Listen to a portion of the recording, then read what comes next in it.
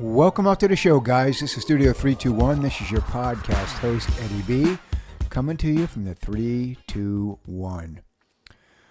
All right, guys, so Trump's obviously hit a hornet's nest on this one. I'm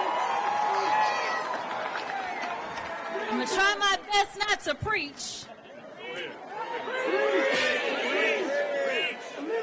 I just want to say thank you. Because every day that we show up in D.C., we show up for you. We know who we work for. We know that we work for the American people. And what we're not going to do is stand around while they pull this bullshit that they're trying to pull right now. This is why I'm not going to be able to preach, because I probably won't be able to stop cussing. We have convened here in the right place, the Treasury Department. We have got to tell Elon Musk, nobody elected your ass. Nobody told you you could get all of our private information. Nobody told you you could be in charge of the payments of this country. We have told you you've made enough money off our government yourself. Ever since he announced that he was going to cut the program, it's called U.S. Aid. It's actually a foreign aid branch of our government, used for giving money to other countries for certain humanitarian things and other escapades. Well, ever since he did that, they've actually gone berserk, and the Democrats are now starting to go crazy. Which I talked a little bit on one of my other podcasts about how they've been kind of quiet and it's been kind of eerie, but now he's definitely pissed them off, and I'm going to get to that. I'm going to tell you why I think that is. But let me go back. We'll go back to a little history on the U.S. Aid Department. Okay. So now, first of all, Marco Rubio is in charge of that agency now. Well, look, my frustration with USAID goes back to my time in Congress. It's a completely unresponsive agency. It's supposed to respond to policy directives of the State Department, and it refuses to do so. So the functions of USAID, there are a lot of functions of USAID that are going to continue, that are going to be part of American foreign policy, but it has to be aligned with American foreign policy. I said very clearly during my confirmation hearing that every dollar we spend and every program we fund, that will be aligned with the national interest of the United States. So he's the new head. He's the Secretary of State, and he's the head of that department. If you remember, Marco Rubio did a news interview and said that when he was on the Oversight Committee in Congress, they wanted to take a look and see what the U.S. Aid Department was spending all this money on. Now, they have a $40 billion a year budget. And to put that into context, the Department of Education has a $5 billion a year budget, and this one is 40. So, it's a massive spending department. They wanted to do some oversight and see where the money was going, and that department basically told them, "Butt out, it's none of your business." And I think, that put some major red flags up in the first place. But, now with the changes in government, Marco Rubio is actually the head of that entire department. So he's going to get a real close look, and they've actually talked about just gutting the entire department. And now they're going crazy. Well, why would that be such a sensitive spot, for the government and the Democrats, if it was just foreign aid? Well, let me tell you what I think. So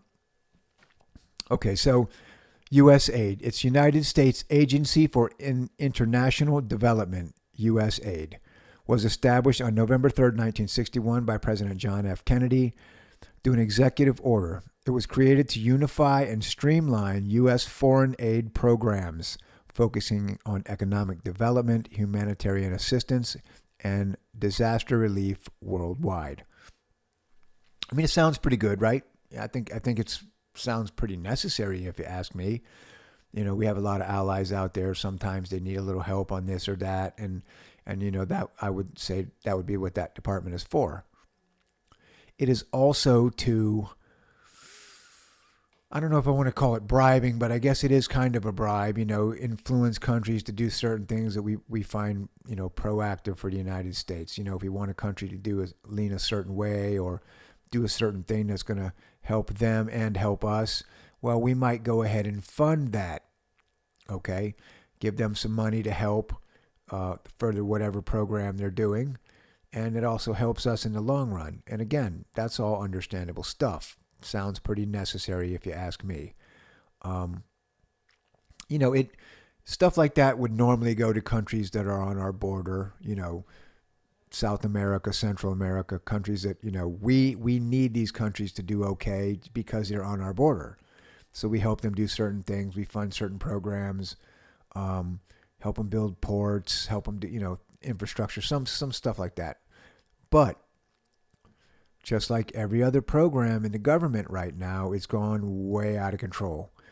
And what's happening is, and now there's a bunch of rumors out there. I don't know, how much of this is true, because obviously I'm not inside the government.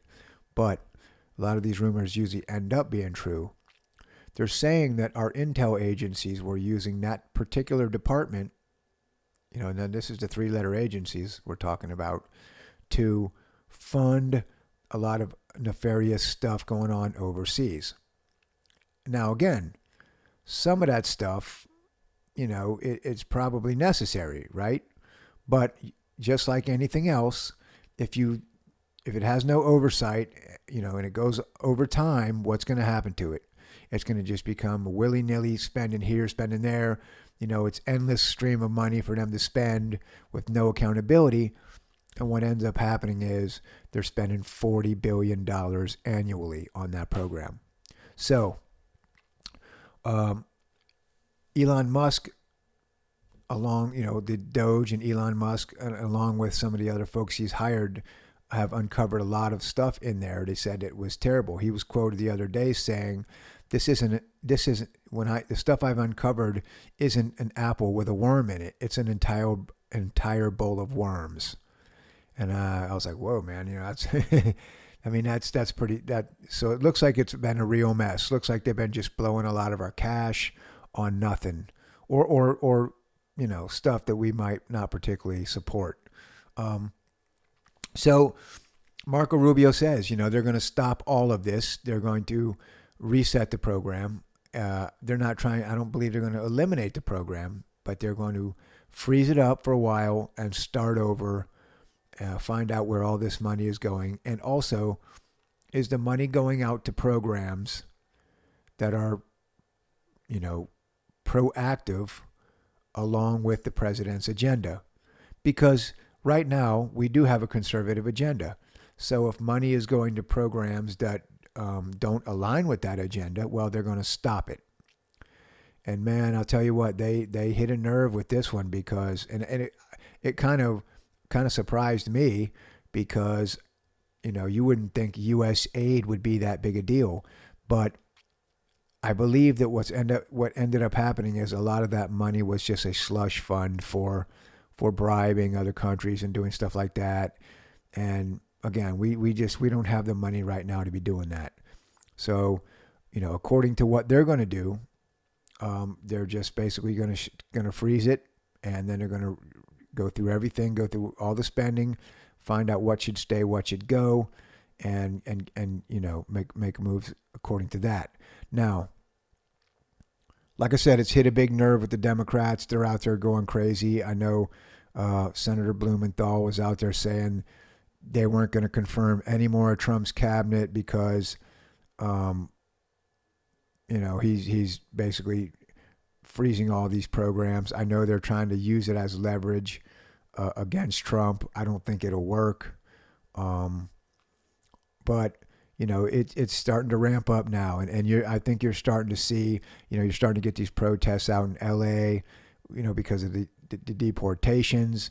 And I think what you're about to start seeing now is the Democrats they're gonna kick their protesting into full gear. And the truth is, I don't think they have a lot of real policy arguments to make because their presidency was so bad.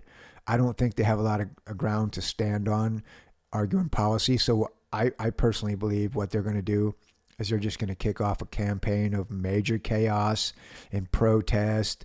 And I think before this is over, it's going to look like the 1970s with with all the hippie protests all around the country. And of course, it's already started out in California, because they're so mushy out there. They just love to protest. I find it kind of crazy because it seems to me like those people out there don't even have jobs or anything, because they have all this time to protest all day, every day. And it's just, I find that very odd, but whatever. But yeah, it's time. It's going to be time to buckle up, man, because I'm telling you, it's about to get nasty. And the truth is, Trump and his administration, they'll be able to take the heat on this because they just coalesce and circle the wagons. But the question is, can the American people take the heat? Because there is going to be a lot of pressure, a lot of negativity, and the people got to be able to handle it. You can't just give up and turn and run, because it is going to get nasty for a little bit. But anyways, guys, if you like my video, please like and subscribe. This is Studio 321. This is your podcast host coming to you from the 321. You guys have a good night. I'll talk to you soon. Thanks. Bye.